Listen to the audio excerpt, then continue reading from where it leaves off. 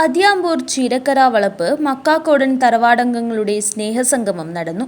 കുടുംബസ്നേഹത്തിന്റെയും സൗഹൃദത്തിന്റെയും പുരാതനവും പുതുമയും പരസ്പരം പകർന്നു നൽകി മാതൃകാപരമായി നടന്ന സംഗമത്തിൽ നാട്ടിലെയും വിദേശത്തെയും നിരവധി കുടുംബാംഗങ്ങൾ പങ്കെടുത്തു.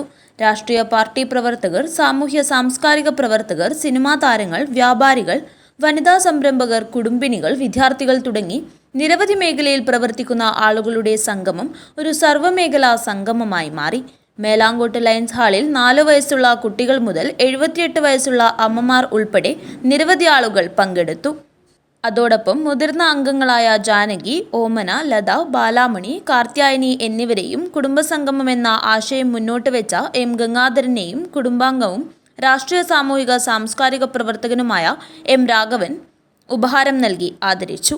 N Ajayan, M Harish Babu, M Pramod, Prakashan north, M Shashi തുടങ്ങിയവർ പ്രവർത്തനങ്ങൾക്ക് നേതൃത്വം നൽകി. News bureau, Kanhangad.